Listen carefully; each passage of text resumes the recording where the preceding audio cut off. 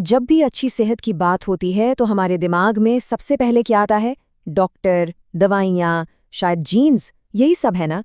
लेकिन क्या हो अगर अच्छी सेहत का राज सिर्फ इन चीज़ों में नहीं, बल्कि हमारे समाज, हमारी आर्थिक स्थिति और हमारी सरकारी नीतियों में छिपा हो? आज हम सेहत के इसी अनदेखे लेकिन सबसे ज़रूरी पहलू पर बात करेंगे।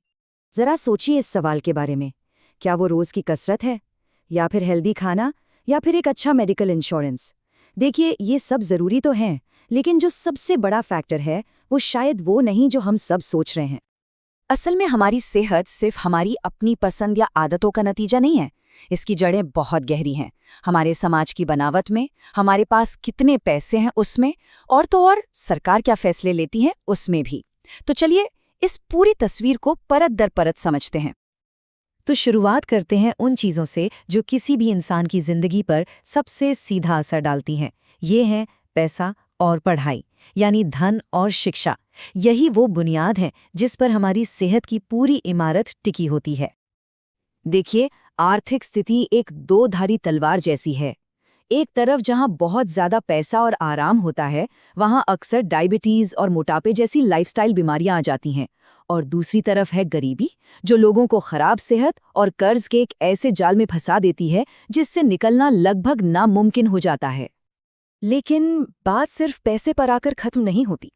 एक और चीज है जो गेम चेंजर साबित हो सकती है, और वो है शिक्षा। खास तौर पर जब बात महिलाओं की शिक्षा की आती है, तो ये एक ऐसा जबरदस्त औजार है जो सेहत के मामले में सारे समीकरण बदल सकता है। और इसका सबसे बड़ा सबूत हमें अपने ही देश में केरल में देखने को मिलता है। केरल में महिला साक्षरता बहुत ज्यादा है, और इसका सीधा असर देखिए। वहाँ हर 1000 बच्चों के जन्म पर सिर्फ 6 बच्चों की मौत होती है, जबकि पूरे भारत का औसत 28 है। ये फर्क कोई छोटा मोटा नहीं है। ये आंकड़ा अपने आप में बहुत कुछ कहता है। और सवाल उठता है कि स्वास्थ्य के नतीजों में इतना बड़ा फर्क आखिर है क्यों? तो जवाब इन नंबर्स में छिपा है। केरल में लगभग 98% महिलाएं पढ़ी लिखी हैं, जबकि देश का औसत करीब 72% ही है। शिक्षा का यही फर्क असल में जिंदगी और मौत का फर्क बन जाता है। अच्छा, अब जरा एक कदम और पीछे हटते हैं, व्यक्ति से आगे बढ़कर देखते हैं कि हमारा समाज और हमारा देश हमारी सेहत को कैसे कंट्रोल करते हैं। हमारी सेहत कोई अकेली चीज नहीं है। ये एक जटिल ताने बाने की तरह है, जिसमें शिक्षा, रोजगार, राजनीति और हमारे आसपास के माहौल सब कुछ आपस में गुंथा हुआ है। और यही सारी चीजें मिलकर तय करती हैं कि हम कितने सेहतमंद रहेंगे। किसी भी देश की राजनीति का मतलब सिर्फ चुनाव जीतना नहीं होता। इसका असली मतलब होता है पॉलिटिकल विल, या राजनीतिक इच्छा शक्ति। मतलब, क्या सरकार सच में अपने लोगों की सेहत को अपनी पहली प्राथमिकता मानती है? वो हेल्थ पर कितना पैसा लगा रही है? उसकी नीतियां आम इंसान की जिंदगी को कितना छू रही हैं? ये सवाल बहुत जरूरी हैं।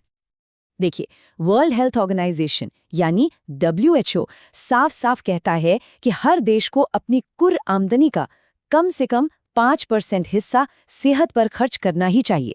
अब कौन सा देश इस लक्ष्य के कितना करीब है, ये उसकी राजनीतिक इच्छा शक्ति का सीधा सीधा सबूत है। और हाँ, अच्छी स्वास्थ्य सेवा का मतलब सिर्फ बड़े बड़े अस्पताल बना देना नहीं है। कोई भी हेल्थ सर्विस इन 4 स्तंभों पर टिकी होनी चाहिए। वो हर किसी की पहुंच में हो, यानी सुलभ हो। वो सस्ती हो, वो सामाजिक तौर पर स्वीकार्य हो, और सबसे जरूरी, वो सबके लिए बराबर हो, यानी समान हो। एक भी पिलर कमजोर हुआ तो पूरा सिस्टम ढह जाता है। अब चलिए सबसे बड़ी पिक्चर देखते हैं। वो ग्लोबल ताकतें जो न सिर्फ हमारी देश बल्कि पूरी दुनिया की सेहत पर असर डाल रही हैं।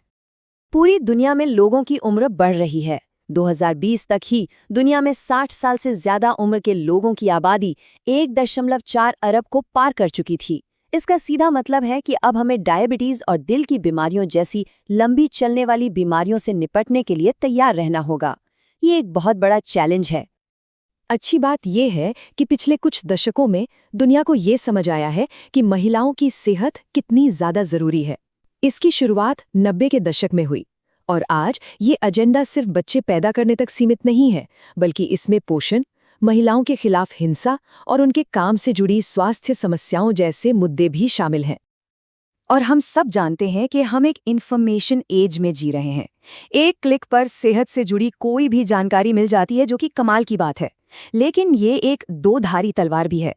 इतनी सारी जानकारी के बीच सही क्या है और गलत क्या, ये पता लगाना अपने आप में एक बहुत बड़ी चुनौती बन गया है। तो हमने व्यक्तिगत स्तर से लेकर ग्लोबल लेवल तक कई अलग-अलग चीज़ों की बात की। अब वक्त है इन सारे धागों को एक साथ जोड़ने का और पूरी तस्वीर को समझने का। तो आखिर में सवाल वही है, हमें असल में स्वस्थ क्या बनाता है? जवाब है, कोई एक चीज नहीं। ये हमारी आर्थिक हालत, हमारी पढ़ाई-लिखाई, हमारा काम, हमारे देश की राजनीति, हमें मिलने वाली स्वास्थ्य सेवाओं की क्वालिटी और दुनिया में हो रहे बड़े बदलाव, इन सब का एक मिला-जुला नतीजा है। ये बात इस पूरी चर्चा का सार है। सेहत सिर्फ हेल्थ मिनिस्ट्री की जिम्मेदारी नहीं हो सकती। शिक्षा, रोजगार, खेती, फाइनेंस, समाज का हर हिस्सा इसमें अपनी भूमिका निभाता है। ये एक टीम वर्क है, एक सामूहिक कोशिश। और यहीं पर आकर ये सबसे बड़ा सवाल खड़ा होता है। अगर हमारी सेहत इतनी सारी चीज़ों पर टिकी है जो हमारे कंट्रोल से बाहर हैं, तो क्या इसे ठीक रखना सिर्फ एक इंसान की जिम्मेदारी है, या फिर ये हम सबकी, पूरे समाज की एक सामूहिक जिम्मेदारी बनती है?